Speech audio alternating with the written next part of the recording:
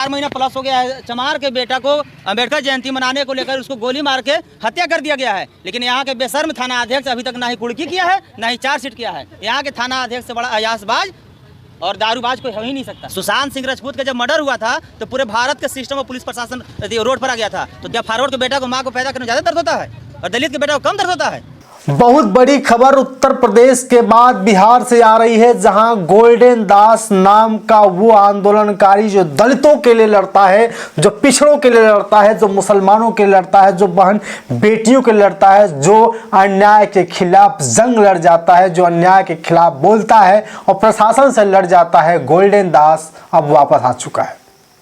बहुत ही जोश भरे अंदाज में वो बाहर आता है और परिवार के लोग उसका खूब स्वागत करते हैं। अब देखना बाकी होगा कि गोल्डन दास आने वाले समय में क्या करते हैं, लेकिन आप जान लीजिए कि जब जब अत्याचार बढ़ा है, जब जब देश के गरीबों पर, मजलूमों पर, दलितों पर, पिछड़ों पर जब जब अत्याचार बढ़ा है, तब तक ऐसे गोल्डन दास जरूर आए हैं।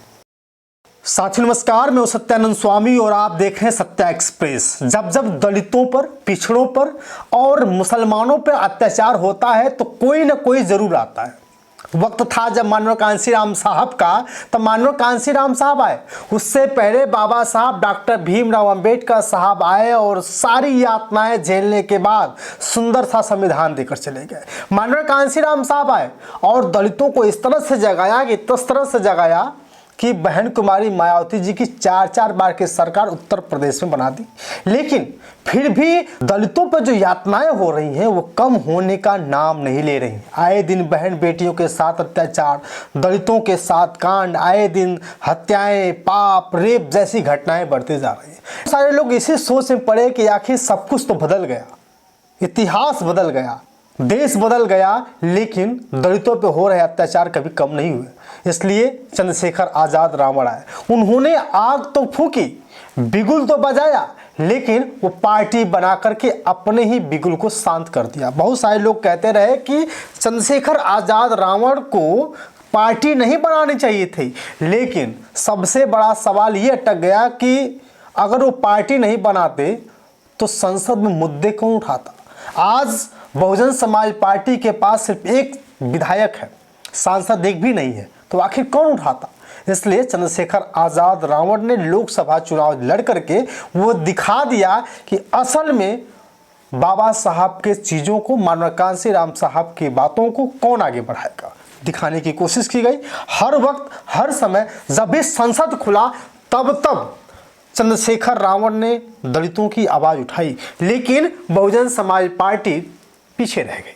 जब बिहार की बारी आई तो बिहार में बहुत सारे दलित नेता मुख्यमंत्री बने, सांसद बने, विधायक बने, लेकिन हकीकत में कभी दलितों की, पिछड़ों की, मुसलमानों की तकदीर और तस्वीर नहीं बदल पाए।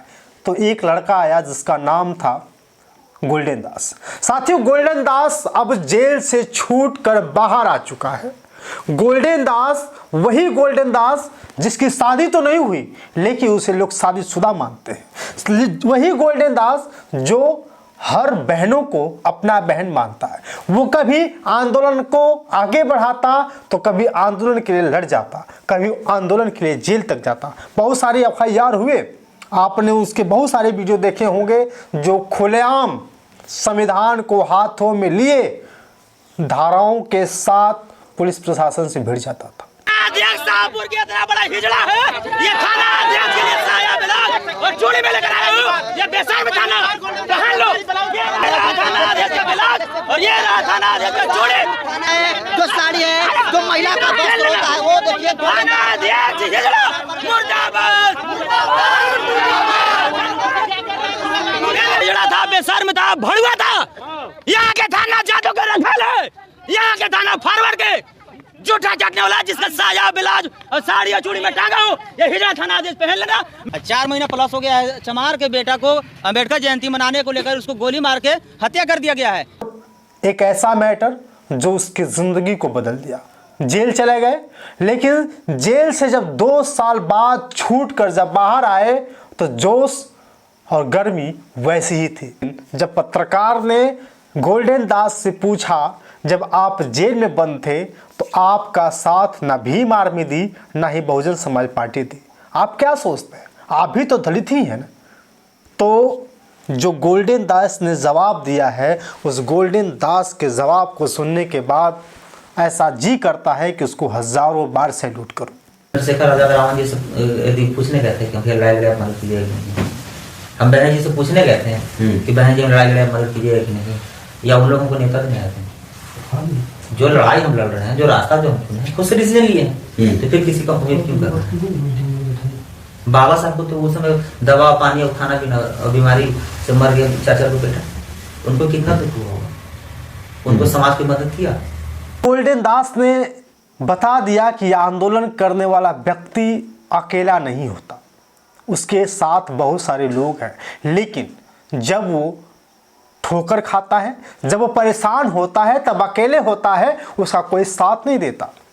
और आंदोलनकारी कभी स्वार्थ में नहीं जीता। गोल्डन दास ने कहा कि चंद्रशेखर आजाद रावण से मैंने नहीं कहा था कि मैं आंदोलन करना चाहता हूं, मैंने बहुजन समाज पार्टी की मुखिया बहन कुमारी मायावती जी से भी नहीं कहा था कि मैं आंदोलन करना चाहता हूं, लेकिन हाँ, जेल जाने के बाद मुझे पता चल गया कि कैसे बाबा साहब यातनाएं झेल झेल करके संविधान लिखे थे, कैसे माननीय कांशीराम साहब साइकिल से चलकर देश के दलितों को जगाने का काम किए थे। साथियों, सोचने और समझने की बात है। गोल्डन दास फिर से उसी जज्बात, उसी जुनून के साथ वापस आ गए हैं। उनका बहुत ही भव्य तरीके से स्वागत किया गया और अब जिस तरह से उन्होंने बात कही है कि मैं चुप नहीं बैठूंगा, अभी लोगों ने मेरा ट्रेलर देखा है, लेकिन अब मेरी मूवी देखी जाएगी। साथियों, बहुत बड़ी खबर है, गोल्डन दास वापस आ चुके हैं, बहुत बड़ी बात है। और अब देखना बाकी होगा कि क्या सच में दलितों की लड़ाई लड़ पाएंगे या फिर से प्रशासन उनके खिलाफ कार्रवाई करेगी, क्योंकि आपने भीम आर्मी के नेता चंद्रशेखर आजाद का वो हश्र भी देखा। 2 साल बाद वो भी जेल में से बाहर आए थे, लेकिन आए दिन के ऊपर FIR होते रहे। आज सांसद हैं, लेकिन लड़ना नहीं छोड़ा।